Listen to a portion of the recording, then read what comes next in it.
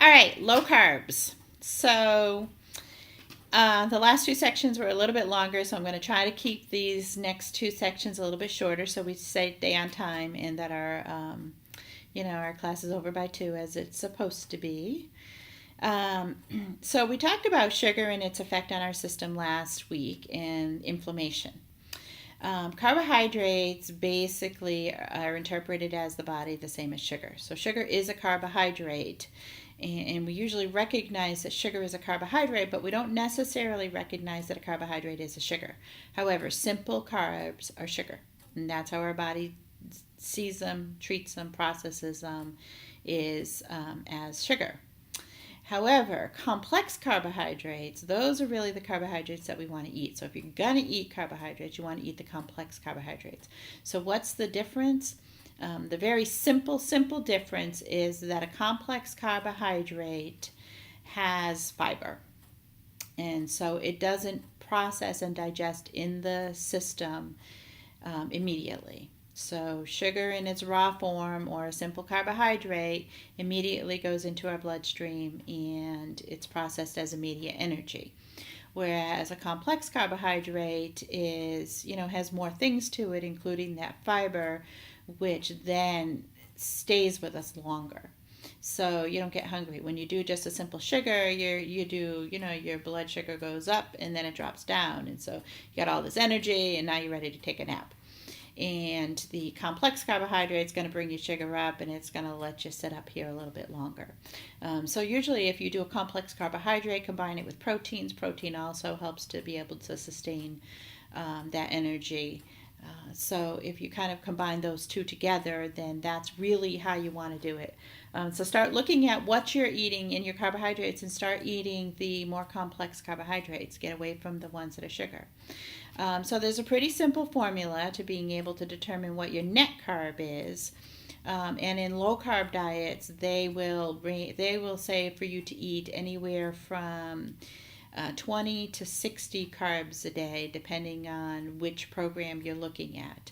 I don't think any of them will allow you to have more than 60 carbs in a day if you're doing a true low carb diet, and some of them 60 would seem really high.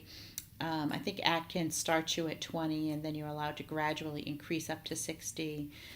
Mark Hyman's blood sugar solution might do the same thing. Dave Asprey's bulletproof diet, you're pretty much always going to be next to no carbs, and then he does what's called a refeeding day, where one day a week you're allowed to eat carbs.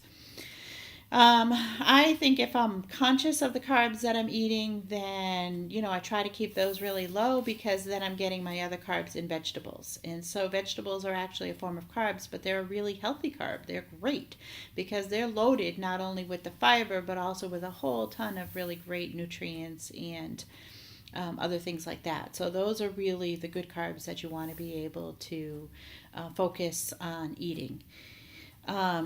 So if you take your carbohydrate, take the amount of fiber that you have, subtract it, take any sugar alcohols. So if you're going for something that is sugar-free, sometimes instead of putting your artificial sweeteners in, they'll put sugar alcohols in. Subtract the sugar alcohols as well from your carbs, and then you'll get your total net carb. So supposing that you are, eating something that is got 30 carbs, and then it's got 3 grams of fiber and 10 grams of sugar alcohols, then really your net carb is going to be 17 net carbs. And when you do Atkins, they really focus a lot on net carbs rather than just your overall carbs. But just to be able to understand that, and my rule of thumb is just try to stick with, again, the perimeter of the store. Stick with your natural fruits and vegetables. Usually you're going to be okay. Fruits are loaded with carbs, but you also have your fiber. And it's a natural source of sugar, and so I always think that's a better alternative than the things that are made with sugar and that we're actually adding it in. So that's pretty much it for our carbs. Just complex carbs. Try to go with your fruits and vegetables as much as you can. And, remember that simple carbs are treated in your body the same as simple sugar. All right, thanks. And next we will go on to cardio versus strength training.